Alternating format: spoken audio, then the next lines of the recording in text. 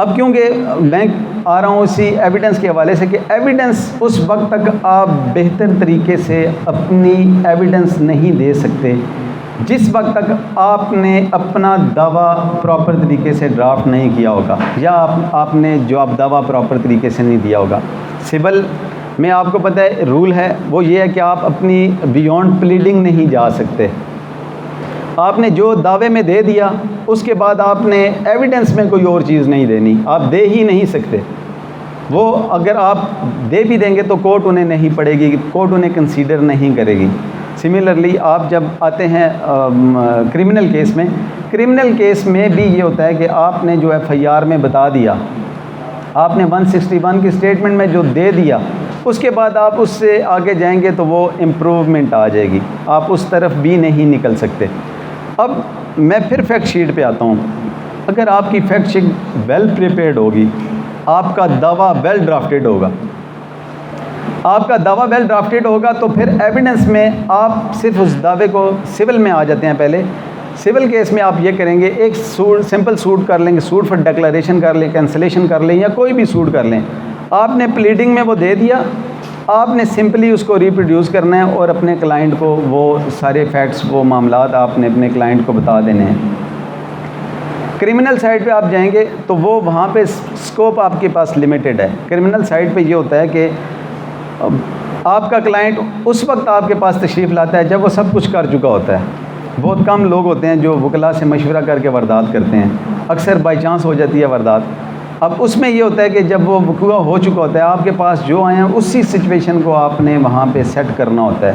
उसमें जो कमियाँ रह जाती हैं, अगर आप डिफेंस साइड पे हैं तो आपने उन्हीं कमियों का फ़ायदा उठाना है, आपने उसमें से खामियाँ ढूंढनी हैं। अगर आप प्रोसिक्यूशन साइड पे हैं तो आपने उन कमियों को पूरा करना है और अपनी एविडेंस में ही पूरा करना है। ये क्योंकि बहुत डिफ़िकल्ट और लेंथी टॉपिक है, मैं इसको स्कैटेड नहीं करूँगा। मैं आपको अभी जो चीज़ें हमें रिक्वायर्ड हैं, यानी इनिशियल प्रैक्टिस में, वही चीज़ें एक देखें। एक जो मिनिमम, एक जो सबसे लाइट वेट केस होता है, आप मामूली सा केस ले लें, उस केस में भी एविडेंस उसी तरह होती है जिस तरह 302 में होती है एविडेंस। लेकिन ये याद रखें कि आपके लिए कोई भी केस मामूली हो सकता है, लेकिन हो सकता है क्लाइंट के लिए, आपके साइल के लिए वो केस ज़िंदगी और मौत का मसला हो। तो आप कभी भी अपने क्लाइंट को ये इम्प्रेशन ये ना दें कि आप वो जो केस लेके आया वो मामूली केस है। देखें, अपने आप को उसकी जगह पे रख के सोचें, फिर आपको पता चलेगा और फिर आपको वकालत में मज़ा आना शुरू होगा। इसको हम जब सर्विस समझ के दूसरे उसके पेन को लेके प्रैक्टिस करेंगे तो फिर इसका बिल्कुल मज़ा ही अलग है। इसमें जो अहम बात है, सबसे पहले आपने फैक्ट शीट ले ली, प्लीडिंग में वो कर दिया। प्लीडिंग में करने के बाद सबसे इम्पोर्टेंट बात यह है कि हमें बहैसियत वकील अपना इमेज बेहतर बनाना होगा। अपना इमेज अपने क्लाइंट के सामने बेहतर बनाएंगे तो वो आपके पास स्टे करेगा। जब वो आपके पास रुकेगा तो आप एविडेंस में आगे उसे प्लीड कर सकते हैं। इमेज बेहतर बनाने के लिए सबसे एक ही बस फार्मूला है, और वो फार्मूला है दयानतदारी का। आपके क्लाइंट को ये यकीन हो जाए कि ये बंदा दयानतदार है, ये बंदा मेरी फ़ाइल को कहीं उसके साथ कोई किसी किस्म की दो नंबरी नहीं करेगा, तो यकीन करें आपका क्लाइंट कभी आपको नहीं छोड़ता, किसी सूरत में आपका क्लाइंट आपको नहीं छोड़ता। देखिए, हमारा जो रिलेशनशिप है एक वकील का और एक साइल का, वो एक एतमाद का रिलेशन है। यकीन करें, सगी औलाद को पेरेंट्स साइन करके ब्लैंक डॉक्यूमेंट नहीं देते, उनके पास डॉक्यूमेंट्स नहीं रखाते। सगे भाई को, बहनों को लोग नहीं देते। हमारे पास लोग आते हैं ना केसेस लेके, पार्टीशन सूट्स होते हैं, वो क्या होते हैं, उनको उन पे एतमाद नहीं होता, लेकिन हम पे वो एतमाद ये करते हैं कि हमें ब्लैंक डॉक्यूमेंट साइन करके दे के जाता है क्लाइंट। हमें वो अपने तमाम ओरिजिनल डॉक्यूमेंट्स हमारे पास रख के जाता है। एक तो कुलिया ये याद रखें, मैं वो बात में बात आ रही है तो ये क्योंकि ऐसी चीज़ें हैं कि जो हमारे प्रोफेशन को इफ़ेक्ट करती हैं। याद रखें, कभी भी अपने क्लाइंट का ओरिजिनल डॉक्यूमेंट अपने पास ना रखें। ये सरे राह बात आ गई, आपको क्लाइंट दे के जाएगा डॉक्यूमेंट, आप उससे कहें जी कि मुझे आपके ओरिजिनल डॉक्यूमेंट की ज़रूरत नहीं है, मेरा ऑफिस एक पब्लिक ऑफिस है, यहाँ से मिसप्लेस हो सकता है। आप जब ये उसका डॉक्यूमेंट, उसे कॉपीज़ लेंगे, कॉपीज़ लेके रिटर्न कर देंगे। उन्हें कहें जब भी आप एविडेंस के लिए तशरीफ़ लाएंगे आप ओरिजिनल डॉक्यूमेंट्स लेके आइएगा। आपका जो कॉन्फिडेंस उस पर जाएगा कि उसे अंदाज़ा होगा कि इसने, आप ख्याल रखें ना कि देखें मैं नहीं हूँ, मेरा स्टाफ है, यहाँ पे लोग आते जाते हैं, आपका डॉक्यूमेंट, आपका ये डॉक्यूमेंट जिस पे आप बेस कर रहे हैं, और उन्हें एडवाइस करें कि अपना डॉक्यूमेंट कभी भी किसी को आप इस तरह हैंड ओवर करके ना जाएं कि वो आपका डॉक्यूमेंट, कोई बंदा उस डॉक्यूमेंट को यूज़ कर सके। आप अपनी ईमानदारी को, मेहनत को अपने क्लाइंट पे साबित कर देते हैं तो यकीन करें वकालत आपकी आधी कामयाब हो जाती है। और ये इम्प्रेशन बनाना बड़ा मुश्किल होता है। इस इम्प्रेशन के लिए सिर्फ 2-3 मैं आपको सजेशन, हम्बल सजेशंस दूंगा। उसमें यह है कि हमें सबसे पहले कि ना करना आनी चाहिए। ना कैसे करनी है, ये एक फ़न है। यानी होता ही है ना कि हम इतने खूबसूरत अंदाज से ना करें कि अगले को वो ना बुरी ना लगे, और इतने वो अजीब से अंदाज से बंदा हाँ करे वो भी अगले को ना लगे। मैं एक छोटी सी एग्जांपल दूंगा कि कोई बुज़ुर्ग आपसे पानी मांगते हैं, आपका मूड कोई नहीं है वहाँ पे पानी उसको देने का, ठीक है, आप वो उठते हैं ना, पहले मुँह बनाते हैं कि इसने पानी क्यों मांग लिया, यूँ उठ के देते हैं और जाके आप यूँ गिलास थप से रखते हैं उनके हाथ में और फिर आके बैठ जाते हैं। ये आपने हाँ की है, लेकिन इस हाँ का फ़ायदा कोई नहीं है, ठीक है। इसी तरह जब आप ना करेंगे तो ना बड़ी इतनी पोलाइट होनी चाहिए, ना कि उसको वो पेनफुल ना हो। जैसे उन्होंने पानी मांगा, आप उस वक्त किसी वजह से नहीं दे सकते, मुस्कुरा के किसी अंदाज से आप अपने अंदाज से उन्हें इतना सेटिस्फाइड करें कि उनको आपकी इनकार बुरा ना लगे। हमारे प्रोफेशन में इनकार बड़ा मुश्किल है। बड़ा मुश्किल इसलिए है कि समटाइम्स पैसे कोई नहीं होते। आपके पास एक ऐसा केस आ जाता है जो केस मेंटेनेबल नहीं है, जो केस क्लाइंट का नहीं बनता, उस वक्त इनकार बड़ा मुश्किल हो जाता है। लेकिन यकीन करें कि आप अल्लाह की रज़ा के लिए उस वक्त इनकार करें। जैसे कि एक हस्बैंड है, वो अपनी वाइफ को मेंटेन नहीं कर रहा, अपने बच्चों को मेंटेन नहीं कर रहा, वो आपके पास आ जाता है केस लेके, और वो आके कहता है आपको जी कि ये मेरा केस करें और मैं बच्चों को ख़र्चा नहीं देना चाहता। क्यों नहीं देना चाहते तुम ख़र्चा? ठीक है, उस वक्त अगर आप उसे अच्छी तरह गाइड कर दें और उससे कहेंगे जो पैसा मेरे ऊपर लगा रहे हो, जो यहाँ पे लगा रहे हो, जो अपने बच्चों को दो आप, तो आपकी फैमिली बच जाएगी। आप उससे अच्छी तरह एजुकेट करें, अच्छी तरह उसे समझा के भेजें, और कम से कम आप उसे ये रियलाइज़ करें कि मियाँ मैंने वकालत किसी को तंग करने के लिए नहीं की, मैंने वकालत जो है वो हलाल रिस्क कमाने के लिए की। हलाल और हराम एक अलग पूरा एस्पेक्ट है कि वकालत में हलाल और हराम कैसे हो सकता है। यकीन करें कि केस नहीं बनता और केस हम ले लेते हैं तो ये हराम है, ये हमारी इनकम में हराम है। यकीन करें मेहनत तो चोर भी बहुत करता है, वो बेचारा रात को जागता भी है, सर्दियों में सारे लोग सो जाते हैं, वो जाके वहाँ पे डाका मारता है, वो भी मेहनत बहुत करता है। मेहनत वो नहीं होती, मेहनत होती है राइट साइड पे जाने में। आप हलाल के मामलात जब करेंगे और ये हलाल और हराम की पहचान करेंगे और इसमें इनकार करेंगे अपने क्लाइंट को, उस वक्त वक्ती तौर पे वो नाराज़ होकर चला जाएगा। यकीन करेंगे आपका जो इम्प्रेशन अल्लाह ताला उसके दिल में बिठा देगा। अब ये इनकार बड़ा मुश्किल है इस वक्त। सिमिलरली एक और सिचुएशन ये आती है कि आपके बहुत क्लोज रिलेटिव चचा मामू ताया, उन्होंने एक केस भेज दिया, वो केस मेंटेनेबल ही नहीं है, ठीक है। हम वक्ती तौर पे कहते हैं चलें 10, 15, 20 हज़ार फ़ीस तो आएगी ना, मेरा निज़ाम तो चलेगा। देखें एक बात, बीइंग मुस्लिम, एक बात तय है कि जो रिज़्क हमें हमारे मुकद्दर में है वो हमें मिलना है, वो हर सूरत में हमें मिलना है, वो रिज़्क हमसे छीन कोई नहीं सकता। आपने देखा होगा अक्सर यहाँ से आप ट्रैवल करके बड़े दूर जाते हैं, एक छोटा सा खोखा होता है, उसको जाके आप पेमेंट दे के उससे चाय पीते हैं, सिगरेट लेते हैं और वहाँ से वापस आ जाते हैं। आपको ख्याल आता है कि जिस काम के लिए मैं आया हूँ वो तो हुआ ही कोई नहीं। फिर आपको उस वक्त ख्याल आता है कि नहीं, ये तो बेसिकली मैं इस बंदे के पैसे देने के लिए यहाँ पे आया हूँ।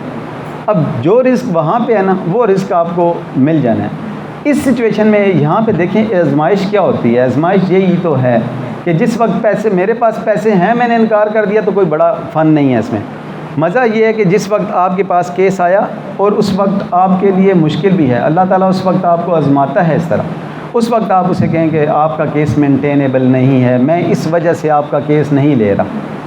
आप रियलाइज़ कराएं अगले बंदे को कि मैं एक ईमानदार आदमी हूँ, मैं किसी को तंग करने के लिए, किसी की जगह पे कब्ज़ा करने के लिए आपकी वकालत नहीं करूँगा। अब यहाँ पे वो आता है ना, एक ज़हन में बहुत सारे सवालात आते हैं, हर सवाल का मुख्तलिफ़ अंदाज से जवाब होता है। मैं अपने उसमें मैंने बड़े इस प्रोफेशन में सॉरी इंटरप्ट कर रहा हूँ, आप जिस तरह कह रहे हैं कि अगर केस नहीं बनता तो मामला नहीं, इस तरह सर ये सारे भूखे मर रहे हैं।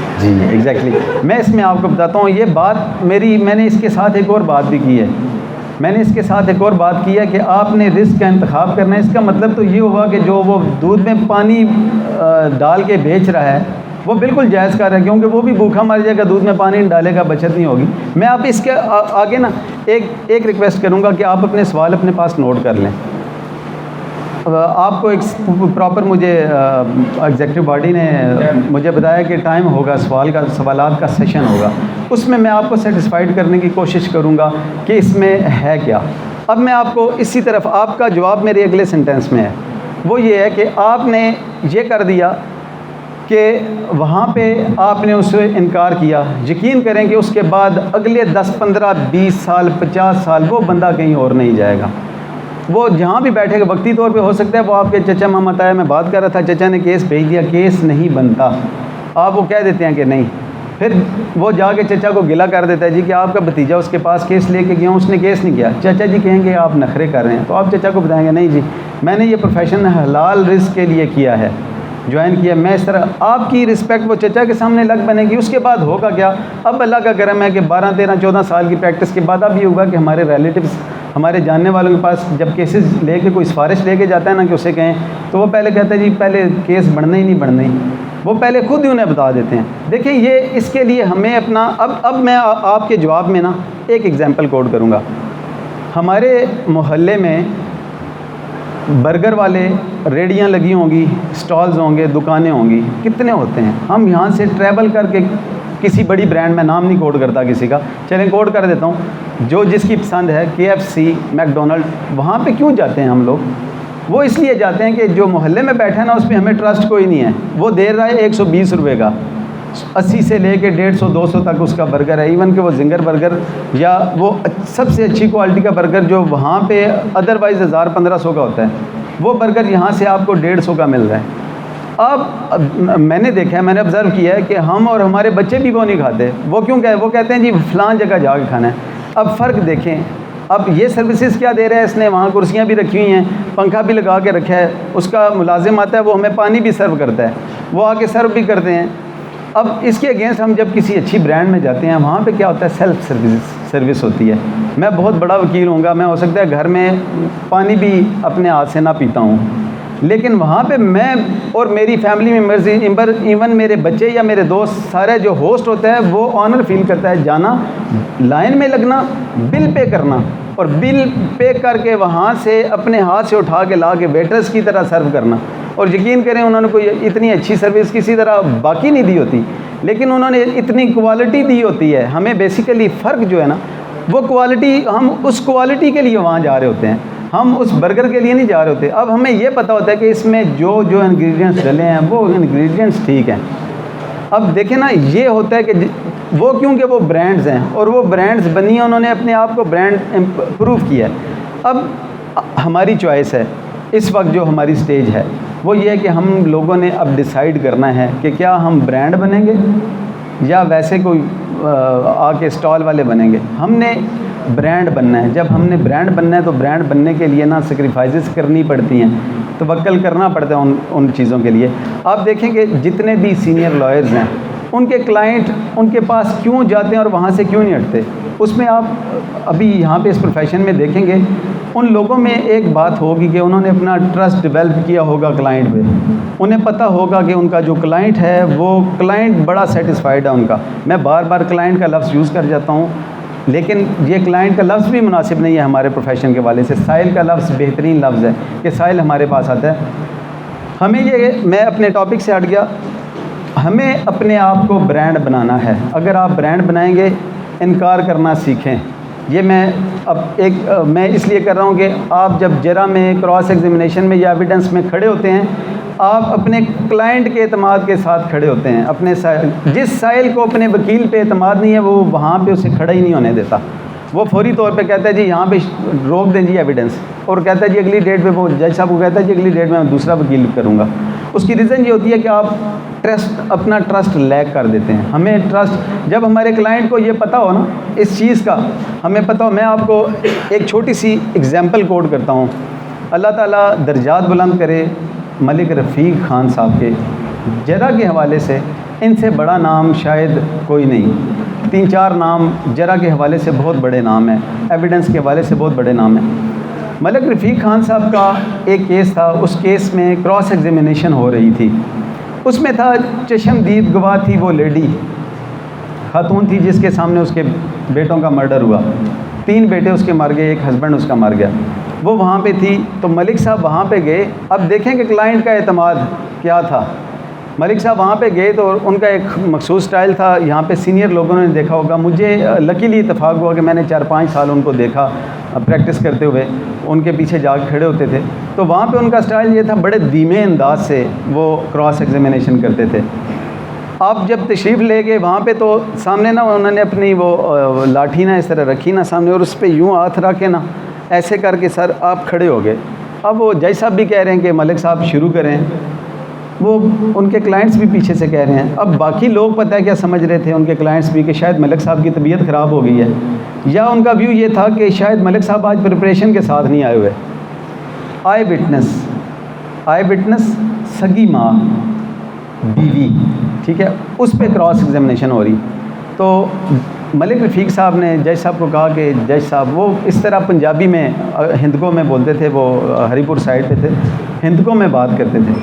तो उन्होंने कहा जज साहब मैं इस बेचारी माई ते के सवाल करा, जिस माई ने 3 जवान बच्चे उसने सामने मर्डर हो गए, जिस माई ना हस्बैंड उसने सामने बेचारा शोर उसना मर्डर हो गया, मैं इस ते के सवाल करा।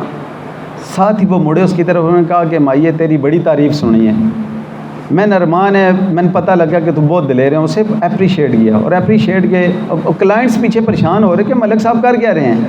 उन्होंने कहा कि माइये बस एक गल ना अफसोस है कि तू बड़ी दिलेर हैं, तेरे बड़े वाक़यात सुनन, जे तू मौके ते उमर ते ज़ालिमा चीर छोड़े यार, ठीक है। उसने माई ने कहा कि बस यही तो अफसोस है कि मैं कोई उथे है ना सा, जे मैं मारना तो मैं ज़ालिमा चीर छोड़ा। उन्होंने कहा बस माइये अल्लाह तेन सब्र देवे। उन्होंने कहा जज साहब नोट कर लें, बस माइये अल्लाह सब्र दे। और मलिक साहब ये कह के वापस चले गए।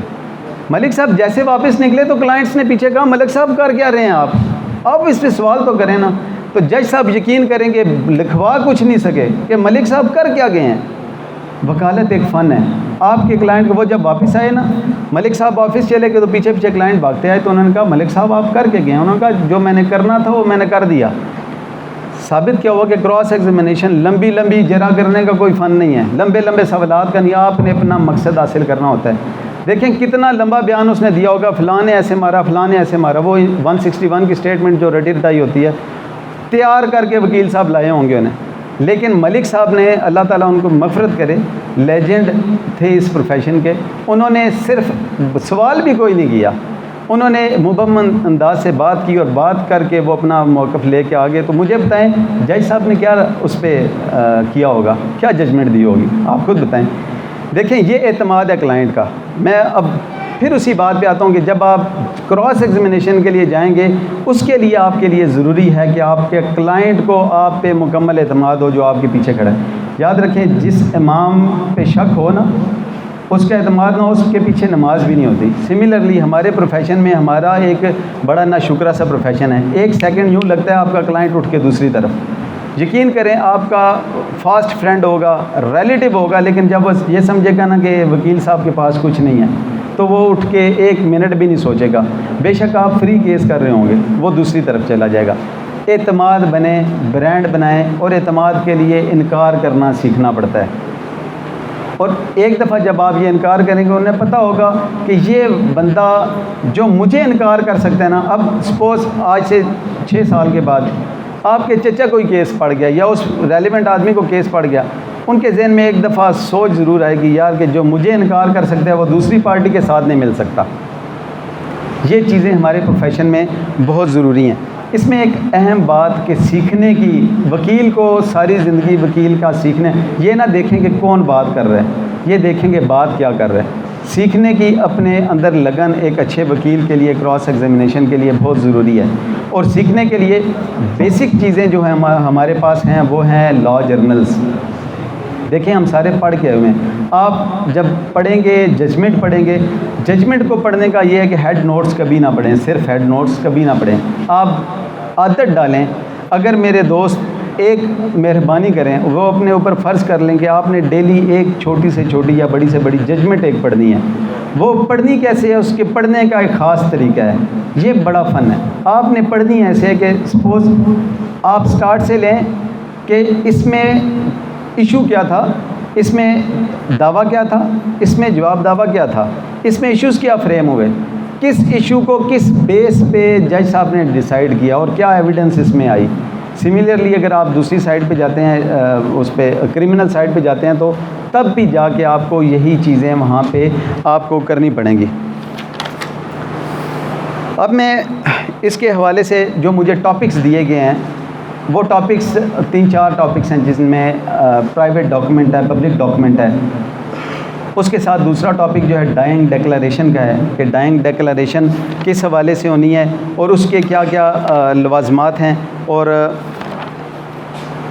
प्ली एफ एल ए बाई। इन 3 चीज़ों पे मैं स्पेसिफ़िक आपको असिस्ट करने की मिनिमम टाइम में कोशिश करूँगा।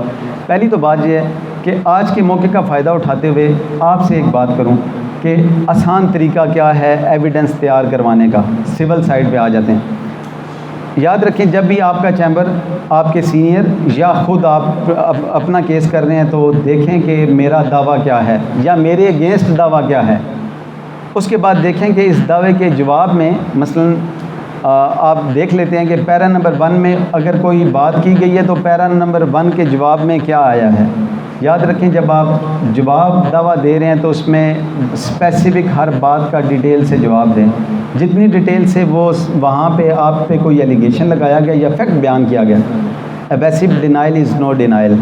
आप जब आके कह देते हैं कि इनकारी है, तो वो सिर्फ़ इनकारी जो है वो आपके गले पड़ जाएगा, वो अमाउंट टू एडमिशन होगा। अब जो एडमिटेड फैक्ट है उनको प्रूव करने की एविडेंस में ज़रूरत ही नहीं आती। हमें करना क्या है, हमें बेसिक चीज़ क्या है कि हमारे पास एक दावा आ गया, हमें फ़ाइल दे दी गई कि जाके क्रॉस एग्जामिनेशन करें। क्रॉस एग्जामिनेशन के लिए अपनी फ़ाइल उठाएं, उसमें दावा देखें कि इनका क्लेम क्या है, उसके बाद उसको देखें कि इनका जवाब वहाँ पे क्या आया है। अब इसको नोट करें अपनी फैक्ट शीट पे, इसको नोट करें। देखें, ये मैं उस वक्त ही बात कर रहा हूँ कि आपको अचानक एक फ़ाइल आ गई कि सुबह वकील साहब आपने इस केस में जरा करवानी है या एग्जामिनेशन इन चीफ करवाना है। अब उस वक्त तो आप फैक्ट्स उस तरह नहीं ले सकेंगे। आपके पास वो फ़ाइल आई, आपने दावा देखा, जवाब दावा देखा। अब उसके बाद आपने बहुत इंपॉर्टेंट फैक्टर जो हम लोग छोड़ देते हैं, वो मैं क्योंकि सेक्शंस के हवाले से आपसे बात नहीं करूँगा, आप पढ़ के आए हुए हैं, मैं प्रैक्टिकल अप्रोच के हवाले से बात करूँगा। अब इस पे एक इम्पॉर्टेंट फैक्टर ये है कि हम इश्यूज़ को इग्नोर कर देते हैं। इशू क्या फ्रेम हुए हैं, आपके जो बेसिक वहाँ पे इश्यूज़ हैं, क्या वो इसमें फ्रेम हुआ या नहीं हुआ। अगर इशू फ्रेम आप देख रहे हैं कि उसमें ये इशू फ्रेम हो गया उस स्टेज पे, और आपका एक इम्पोर्टेंट जो उसमें फैक्ट था उस पे इशू कोई फ्रेम नहीं हुआ, तो आप उसमें फौरी तौर पे इशू फ्रेम करने के लिए, इशू की अमेंडमेंट के लिए उसमें इशू में तरमीम कराएँ, ऑल्टर करवाएँ, इशू को ऐड कराएँ या डिलीट कराएँ। इश्यूज़ को पढ़ें। इश्यूज़ को पढ़ने के बगैर याद रखें, सिविल में किसी सूरत में भी इश्यूज़ के बगैर आप एविडेंस नहीं करा सकते। सिमिलरली क्रिमिनल साइड पे हम चले जाते हैं। क्रिमिनल साइड में अब मैं थोड़ा सा इसके साथ स्टेज बाय स्टेज आगे चलता हूँ। क्रिमिनल यहाँ पे तो आ गया दावा और जवाब दावा। क्रिमिनल साइड पे आप जब देखते हैं तो इस्तगासा होता है, FIR होती है, 161 की स्टेटमेंट होती है। ये 3 चीज़ें आपको ज़रूरी होती हैं। अब इन 3 चीज़ों में भी क्योंकि FIR जो होती है वो स्ट्रिक्टो सेंसो वर्ड टू वर्ड वही होती है जो इस्तगासा में लिखा होता है। इस्तगासा यानी इस्तगासा से मुराद मेरी वो एप्लीकेशन है, जो एप्लीकेशन वो FIR के लॉन्च करने के लिए जमा कराई जाती है। अब उसको देखें, 161 की स्टेटमेंट देखें। अब ये देखने के बाद ना आप देखें कि चार्ज क्या फ्रेम हुआ है।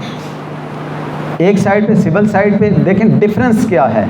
डिफरेंस ये है कि सिविल साइड पे इश्यूज़ होते हैं, क्रिमिनल साइड पे चार्ज फ्रेम होता है। सिविल साइड पे बहुत बड़ा फ़र्क जो सिविल और क्रिमिनल एविडेंस में होता है वो ये है कि सिविल साइड पे ऑनेस्ट टू प्रूव प्लेंटिफ पे होता है, और समटाइम्स ये डिफेंडेंट पे भी होता है। Onus to prove civil side में शिफ्ट होता रहता है, लेकिन क्रिमिनल साइड पे ऑनेस्ट टू प्रूव जो होता है वो प्रोसिक्यूशन पे होता है। अगर प्रोसिक्यूशन अपने केस को प्रूव कर पाती है तो फिर वो कोर्ट ऑफ़र करती है मुल्ज़म को कि क्या आप इसमें कोई एविडेंस दें, 342 की स्टेटमेंट आती है और वो बिल्कुल फाइनल स्टेज है। इसमें भी कुछ एग्जाम्पशंस हैं जहाँ पे कुछ केसेस में प्रोसिक्यूशन को केस प्रूव नहीं करना होता। कुछ सूरतों में जहाँ डिफेंस आप स्पेसिफिक लेते हैं तो वो डिफेंस प्रूव करना जो ज़िम्मेदारी हो जाती है आके इसकी मुल्ज़म की, वो मैं आपको 4-5 जो सिचुएशंस हैं उनको मैं आगे बता दूँ। पहले मैं फ़र्क बताना चाह रहा हूँ। हमने देखना क्या है, सिविल साइड पे हमने दावा देखा, जवाब दावा देखा, इश्यूज़ देखे। क्रिमिनल साइड पे हमने कंप्लेंट देखी, उसके बाद हम लोगों ने 161 की स्टेटमेंट देखी, उसके बाद हम चार्ज पे आ गए कि चार्ज प्रॉपर फ्रेम हुआ या नहीं हुआ। चार्ज भी वो अल्टर हो सकता है, उसमें ऐड भी हो सकता है, डिलीट भी हो सकते हैं, वो उस तरह की वो एक अलग पूरा चैप्टर है। जब तक हम इश्यूज़ नहीं देखेंगे तो एविडेंस इश्यूज़ में ये होता है, सिविल साइड पे इश्यूज़ में हमें आगे लिखा होता है OPP, OPD, onus to prove on defendant, onus to prove on plaintiff. अब जो आप याद रखें कि जो आपके ज़िम्मे कोर्ट ने ऑनेस्ट लगाया है आपने वही प्रूव करना है। अब इसमें क्या होगा, यहाँ पे स्टेज आ गई जब आपने देखा जी कि इश्यूज़ प्रॉपर दावे और जवाब दावे के मुताबिक आए हैं, आप सेटिस्फाइड हो गए, फिर हम आगे प्रोसीड करेंगे। अब स्टेज आ जाएगी यहाँ पे जो हमारे केसेस के नाकामी की वजह होती है। बहुत अच्छे केसेस होते हैं लेकिन हम लूज़ क्यों कर जाते हैं, उसकी रीज़न ये होती है कि वकील साहब गवाह को तैयार करके नहीं लेके जाते। अब ये एक इंटरेस्टिंग यहाँ पे एक है, गवाह को तैयार करना क्या है। गवाह को तैयार करना जो है वो बड़ा इम्पोर्टेंट है। इसमें गवाह को तैयार करने से मुराद ये नहीं होती कि आप उसे झूठ सिखा के लेके जाएं। गवाह देखें एक ले मैन है, उसे बिल्कुल नहीं पता कि कोर्ट में कैसे पेश होना है, कोर्ट का फियर होता है, एक घबराहट होती है। आप गवाह को ऐसे तैयार करेंगे कि उसका ये दावा जवाब दावा और उसके रेलेवेंट जो डॉक्यूमेंट हैं गवाह को बताएंगे, उसको सिखाएंगे कि इसमें डेट्स क्या हैं, बाकी मामलात, वो पूरे केस टू केस वेरी करता है। आपने सबसे पहले एहसन तरीका ये होता है कि हमें अगर इन चीफ करवा रहे हैं तो गवाह का बयान हम उर्दू में लिख लें अपने पास, क्योंकि यहाँ पे नॉर्मली जो एविडेंस दी जाती है एक्सेप्शनल केसेस में किसी और ज़ुबान में होती है, इंग्लिश में या किसी और ज़ुबान में होती है एक्सेप्शनल केसेस में, लेकिन रूटीन में हमारी उर्दू में ही होती है या पंजाबी में होती है एविडेंस। आपने वो उर्दू में उसका पूरा बयान तैयार करना है। वकील की ईमानदारी क्या है, देखिए हमें और कोई तो लेबर करनी नहीं, लेकिन वकील की ईमानदारी ये है कि वो अपने क्लाइंट को प्रॉपरली उसके केस के साथ इंसाफ करे। उसके केस के साथ इंसाफ ये है कि जब उसे एविडेंस के लिए लेके जाएं विदाउट प्रिपरेशन उसको ना लेके जाएं। देखें क्लाइंट को बिल्कुल नहीं पता, क्लाइंट सच बयान कर रहा है, लेकिन टेक्निकली दूसरी साइड से जब लॉयर करेंगे, हमारे ऑफिस में एक प्रैक्टिस ये है, हम ये प्रैक्टिस करते हैं कि इसी तरह फाइल्स अपने एसोसिएट्स को डिस्ट्रीब्यूट करते हैं, वो तैयार करके लाते हैं, हम जो 2-3 सीनियर लोग हैं वो उन्हें देख लेते हैं कि इसमें कोई कमी तो नहीं। उसके बाद हम अपने एसोसिएट की ड्यूटी लगाते हैं, ये आपने सवाल तैयार करने हैं। कौन से सवाल? इन चीफ़ के सवालात।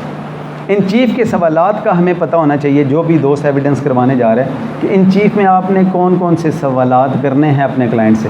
देखें क्लाइंट वो फिलबदी जाएगा, इतना लंबा बयान होगा, फैक्ट्स होंगे, वो मिक्स कर जाएगा, वो इधर की बात उधर, उधर की बात इधर करेगा। उसका हमें नुकसान ये होगा कि वो अपने केस को प्रूव नहीं कर पाएगा। अब उसका आसान तरीका इन चीफ़ करवाने का क्या है, ये सारे दोस्त याद रखें। आपने उसका बयान अपने पास लिखा और उसके बाद फिर आपने उस पर सवालात लिख लिए इन चीफ़ के। मैं अभी क्रॉस एग्जामिनेशन की बात नहीं कर रहा, मैं इन चीफ़ की बात कर रहा हूँ। इन चीफ़ दोनों सूरतों में होते हैं, आप प्लेंटिफ के हैं तब भी आपको इन चीफ़ कराना पड़ेगा, आप डिफेंडेंट के हैं तब भी जब उसकी एविडेंस होगी इन चीफ़ करवाना पड़ेगा। आप उसके सवालात लिख लेते हैं। अब सवालात में इन चीफ़ में क्या एहतियात लाजम है, उसमें सिंपली ये है कि आपने लीडिंग क्वेश्चन कोई नहीं करना अपने क्लाइंट को, लीडिंग क्वेश्चन कोई नहीं करना। मिसाल के तौर पे अब आपने पैरा नंबर 1 आपने देखा, पैरा नंबर 1 में जो दो तीन इंपॉर्टेंट फैक्ट हैं आप खड़ा करेंगे गवाह को अपने ऑफिस में, पहले उससे प्रैक्टिस करवाएंगे और उन्हें बताएंगे जी मसलन अच्छा जी आप क्या करते हैं, अच्छा डिफेंडेंट से आपका रिलेशन क्या है, अच्छा ये बताएं कि कब सौदा हुआ। अब मैं आपको लीडिंग क्वेश्चन मैं डिफ़ाइन कर देता हूँ। इन चीफ़ में क्या नहीं कर सकते, अब इस चीज़ को, इस पैटर्न को हम दोनों साइड से डिस्कस कर लेते हैं। एक तो हम प्लेंटिफ की साइड से वकील हैं और जो इन चीफ करवा रहे हैं या अपनी पार्टी का इन चीफ करा रहे हैं, दूसरी साइड से हमने क्रॉस एग्जामिनेशन करना है इन पे। अब क्रॉस एग्जामिनेशन के लिए जब वो इन चीफ करवा रहे हैं तो आपको क्या क्या आप ऑब्जेक्शन कर सकते हैं कोर्ट में कि जी इन्हें अलाउ नहीं है ये सवाल। सबसे पहले ऑब्जेक्शन होता है जी कि ये लीडिंग क्वेश्चन है, ठीक है। लीडिंग क्वेश्चन क्या होता है? ऐसा सवाल जिसके अंदर उसका जवाब मौजूद हो। आप इन चीफ के दौरान लीडिंग क्वेश्चन नहीं कर सकते। अब एक वकील इन चीफ करा रहे हैं, वहाँ पे उन्होंने लीडिंग क्वेश्चन किया, तो अगर आपको पता होगा कि ये लीडिंग क्वेश्चन है तो आप फौरी तौर पे ऑब्जेक्शन करेंगे। आप फौरी तौर पे कहेंगे जी कि लीडिंग क्वेश्चन आप नहीं कर सकते। अब उसमें क्या होगा? लीडिंग क्वेश्चन की एक एग्जांपल मैं आपको कोट कर देता हूँ कि सपोज़ आप कहते हैं अच्छा आप जब फ़लाँ जगह गए, आप जब फ़लाँ बाज़ार में जहाँ अकरेंस हुई वहाँ पे गए तो आपके साथ फ़लाँ शख्स भी था ना। अब ये हो गया लीडिंग क्वेश्चन। या आपने गाड़ी 15 लाख की ली ना, अब ये हो गया लीडिंग क्वेश्चन। अब यहाँ के आपने गाड़ी कितने की ली? आपको गाड़ी की रजिस्ट्रेशन बुक भी साथ दी गई थी ना, अब ये हो गया लीडिंग क्वेश्चन। वहाँ पे आप ऑब्जेक्शन, अगर आप देखें ऑब्जेक्शन हम दोनों सूरतों में, अगर हम इन चीफ करवा रहे हैं या क्रॉस एग्जामिन कर, दोनों सूरतों में ऑब्जेक्शन उस वक्त करेंगे जब हमें पता होगा mere objection is no objection. ये याद रखें। आप सिंपली ये नहीं कह सकते नहीं सर ये सवाल नहीं कर सकते, उस वक्त आपको बताना होगा कि ये सवाल क्यों नहीं कर सकते। ये बड़ा इंपॉर्टेंट है। सिमिलरली दूसरी साइड से ऑब्जेक्शन आ जाता है और वो कहते हैं नहीं सर मुझे एतराज़ है, ये सवाल नहीं हो सकता। उस वक्त आपने क्या करना है? तो आपने वहाँ पे कहना है सर कि ये इन्हें स्पेसिफिकली बताना होगा कि ये किस आर्टिकल के तहत ये सवाल नहीं कर सकता, या आर्टिकल नहीं भी पता तो इन्हें बताना होगा कि इस वजह से ये सवाल परमिसेबल नहीं है।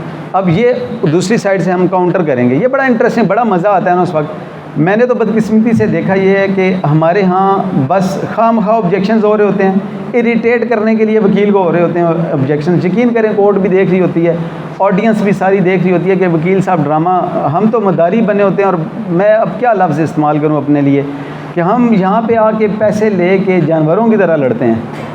यकीन करें कि हम इतना डिसेंट प्रोफेशन है, हमारा इतना नोबल प्रोफेशन है, प्रोफेशन ऑफ लॉर्ड्स है, हम अपनी बिल्कुल इज़्ज़त का वहाँ पे ख्याल नहीं रखते।